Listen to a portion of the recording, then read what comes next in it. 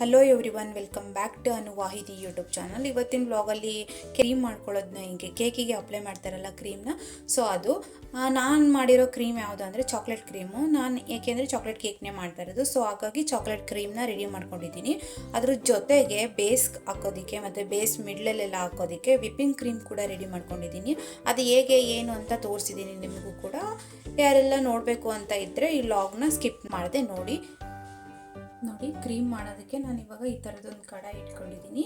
ಕಡಾಯಿನ ನಾವು ಕ್ರೀಮ್ ಎಲ್ಲದನ್ನು ಐಟಮ್ಸ್ನ ಇಂಗ್ರೀಡಿಯೆಂಟ್ಸ್ನ ಹಾಕೋದಕ್ಕೂ ಮುಂಚೆನೇ ಸ್ಟವ್ ಆನ್ ಮಾಡಬಾರ್ದು. ಎಲ್ಲ ಇಂಗ್ರೀಡಿಯೆಂಟ್ಸ್ ಹಾಕಿದ ಮೇಲೆ ಸ್ಟವ್ ಆನ್ ಮಾಡಬೇಕು. ಸೊ ನಾನಿವಾಗ ಫಸ್ಟು ಕೋಕೋ ಪೌಡರ್ನ ಆ್ಯಡ್ ಮಾಡ್ಕೊಳ್ತಾ ಇದ್ದೀನಿ. ನಾವೆಷ್ಟು ಕೋಕೋ ಪೌಡರ್ನ ತಗೊಂಡಿರ್ತೀವೋ ಅಷ್ಟೇ ಪ್ರಮಾಣದಲ್ಲಿ ಫ್ರೆಶ್ ಕ್ರೀಮ್ ಕೂಡ ತಗೋಬೇಕು. ನೋಡಿ, ಅಷ್ಟೇ ಫ್ರೆಶ್ ಕ್ರೀಮ್ ಕೂಡ ತಗೊಂಡಿದ್ದೀನಿ. ಇದನ್ನು ನೀಟಾಗಿ ಮಿಕ್ಸ್ ಮಾಡ್ಕೋಬೇಕು ಎಲ್ಲನೂ.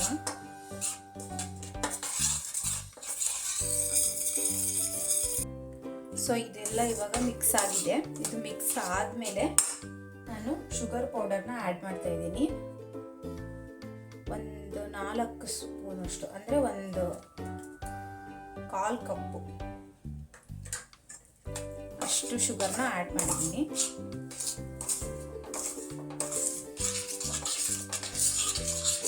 ಟೀ ಸ್ಪೂನಷ್ಟು ಪೈನಾಪಲ್ ಎಸೆನ್ಸ್ನ ಹಾಕಿದ್ದೀನಿ.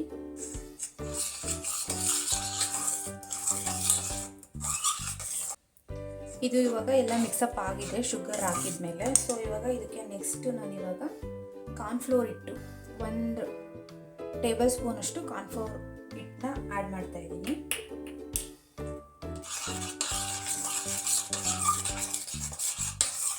ಈ ಕ್ರೀಮ್ನ ನಾವು ಯಾವ ಥರ ಕೇಕ್ ಮಾಡ್ಕೊತೀವೋ ಆ ಥರ ನಾವು ಇದನ್ನು ಅಪ್ಲೈ ಮಾಡೋದಕ್ಕೆ ಯೂಸ್ ಮಾಡ್ಬೋದು. ಅಂದರೆ ದೊಡ್ಡ ಸೈಜಿನ ಮಾಡ್ಕೊಂಡ್ರೆ ಇದಷ್ಟೆಲ್ಲ ಖಾಲಿ ಆಗುತ್ತೆ. ಒಂದು 1/2 kg 1/4 kg ಈ ಥರ ಕೇಕ್ ಮಾಡ್ಕೊತೀವಿ ಅಂದರೆ 1-2 ಕೇಕಿಗೆ ಆಗೋಷ್ಟು ಯೂಸ್ ಮಾಡ್ಕೋಬೋದು.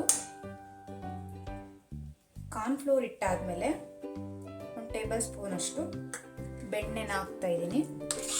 ಬೆಣ್ಣೆ ಹಾಕೋದ್ರಿಂದ ತುಂಬ ಚೆನ್ನಾಗೇ ಇರುತ್ತೆ ಟೇಸ್ಟು. ಬೆಣ್ಣೆ ಹಾಕಿಲ್ಲ ಅಂದರೆ ನಿಮ್ಮ ಮನೆ ತುಪ್ಪ ಇದ್ದರೆ ಹಾಕೋಬೋದು.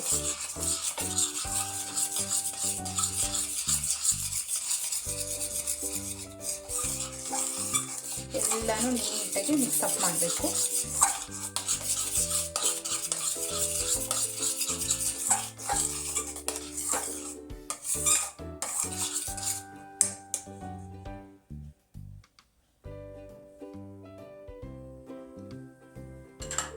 ಸೊ ನಾವೆಲ್ಲ ಮಿಕ್ಸಪ್ ಮಾಡಿದ ಮೇಲೆ ಇದನ್ನು ಲೋ ಫ್ಲೇಮಲ್ಲೇ ಇಟ್ಬಿಟ್ಟು ಸ್ವಲ್ಪ ಬಿಸಿ ಮಾಡ್ಕೋಬೇಕು. ಅಂದರೆ ಆ ಟೆಕ್ಸ್ಚರ್ ಬರೋವರೆಗೂ ಬಿಸಿ ಮಾಡ್ಕೋಬೇಕು. ನೀವು ಹೈ ಫ್ಲೇಮ್ ಏನಾದರೂ ಇಟ್ಟರಪ್ಪ ಅಂದರೆ ಕಂಪ್ಲೀಟು ಸೀದೋದಂಗೆ ಆಗ್ಬಿಡುತ್ತೆ. ಆವಾಗ ಟೇಸ್ಟೇ ಡಿಫ್ರೆಂಟ್, ಟೇಸ್ಟೇ ಕಹಿ ಆಗಿಬಿಡುತ್ತೆ. ಅವಾಗ ತುಂಬ ಕೇರ್ಫುಲ್ಲಾಗಿ ಇದನ್ನು ಕುಕ್ ಮಾಡ್ಕೋಬೇಕು.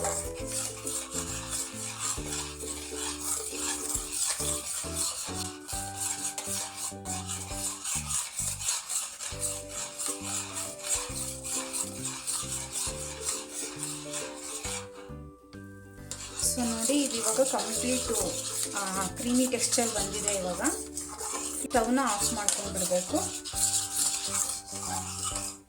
ಇದು ಇನ್ನೂ ತಣ್ಣಗಾದಂಗೆ ಇನ್ನೂ ಕಂಪ್ಲೀಟ್ ಗಟ್ಟಿಯಾಗಿ ಆಗೋಗುತ್ತೆ ಕ್ರೀಮು.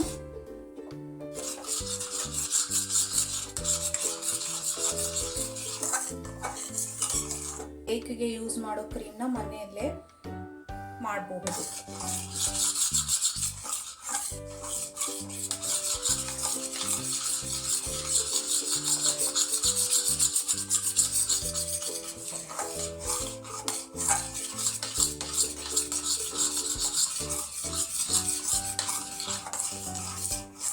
ಕಂಪ್ಲೀಟ್ ರೆಡಿಯಾಗಿದೆ. ಇದನ್ನು ಒಂದು 8 ಕಂಟೈನರ್ ಬಾಕ್ಸಿಗೆ ಫಿಲ್ಅಪ್ ಮಾಡಿಕೊಂಡು ಇಟ್ಕೋಬೇಕು. ನಾವು ಯಾವಾಗ ಕೇಕ್ ಮಾಡ್ತೀವೋ ಅವಾಗ ಯೂಸ್ ಮಾಡ್ಕೋಬೋದು.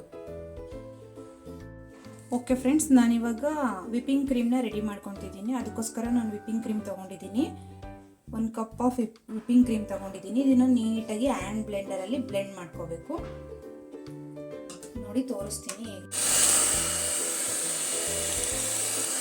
ನೋಡಿ, ಇದನ್ನು ಈ ಥರ ಕಂಪ್ಲೀಟ್ ಥಿಕ್ನೆಸ್ ಬರೋವರೆಗೂ ಬ್ಲೆಂಡ್ ಮಾಡ್ಕೋಬೇಕು ವಿಪ್ಪಿಂಗ್ ಕ್ರೀಮ್ನ.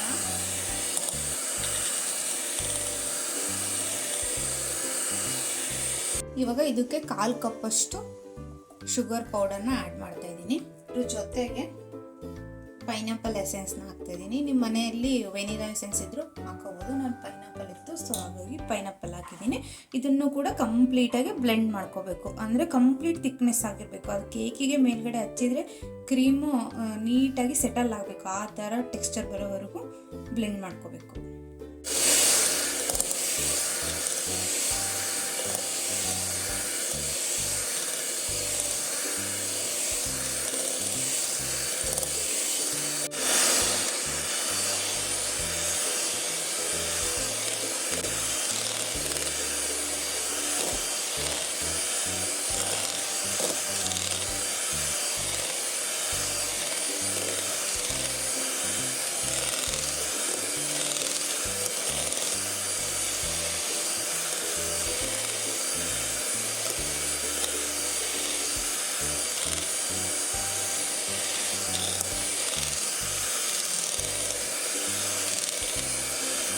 ನೋಡಿ, ಇದು ವಿಪ್ಪಿಂಗ್ ಕ್ರೀಮು ಈ ಥರ ಟೆಕ್ಸ್ಚರಲ್ಲಿ ಬರಬೇಕು.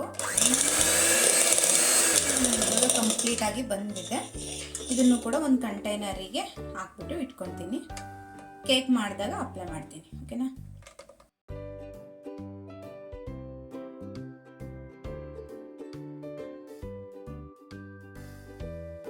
ನೋಡಿರಲ್ಲ 2 ಕ್ರೀಮ್ ರೆಸಿಪಿನ ಹೇಗೆ ಮಾಡೋದು ಅಂತ. ನೀವು ಮನೇಲೆಲ್ಲ ಟ್ರೈ ಮಾಡಿ ಹೇಗೆ ಬಂತು ಏನು ಅಂತ ಕಮೆಂಟ್ ಸೆಕ್ಷನಲ್ಲಿ ತಿಳಿಸಿ.